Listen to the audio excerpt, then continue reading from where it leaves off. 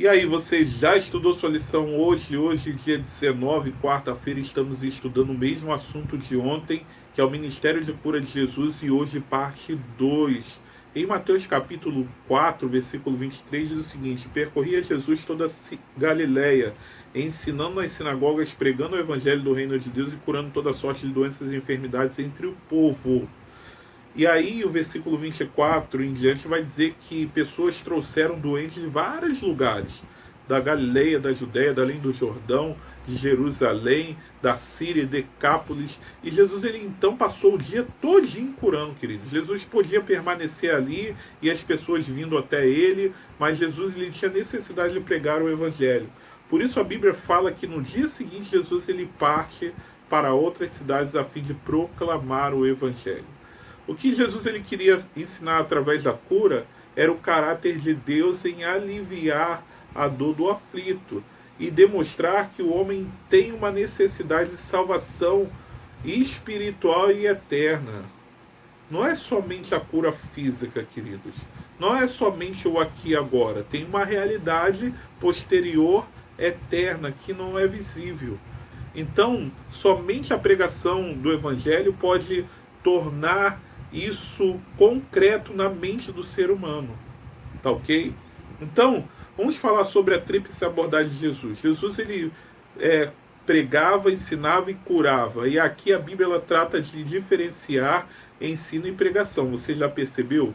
Por exemplo, no tempo de Jesus, a sinagoga era composta de até 10 famílias, cerca de 30 pessoas. E havia o chefe da sinagoga que, além de ser administrador, tinha a responsabilidade de chamar rabinos a fim de ensinar a palavra de Deus àqueles membros. Então o objetivo aqui era alcançar a mente do homem, o intelecto, tá ok? Convencê-los através da doutrina. E Jesus ele fez isso porque a palavra de Deus fala que por várias vezes ele entrou na sinagoga a fim de discursar a respeito do seu próprio ministério e o que os profetas falavam a respeito do cumprimento da promessa do envio do Messias.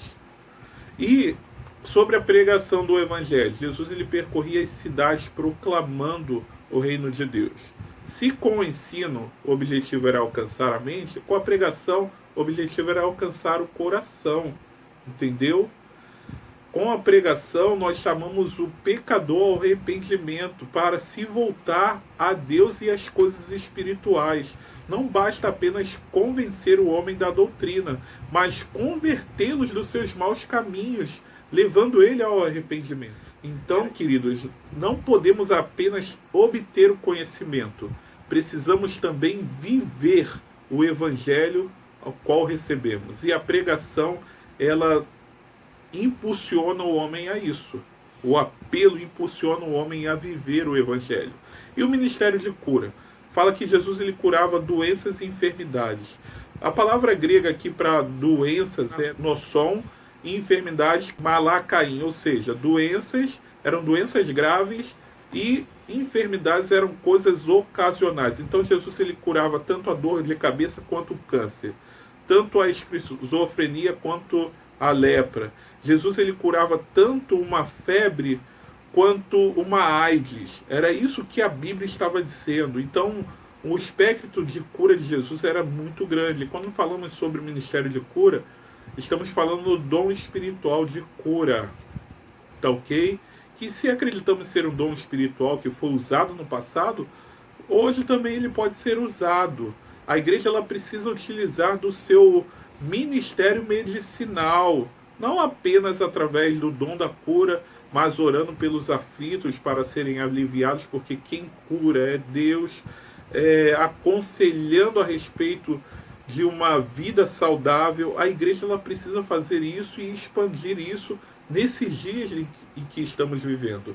Mas é uma tríplice abordagem, ela precisa acompanhar tanto o ensino quanto a pregação do Evangelho.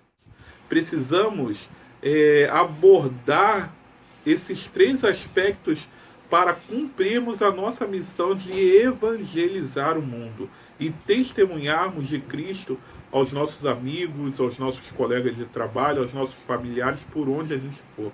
Que Deus te abençoe no dia de hoje e até o comentário de amanhã.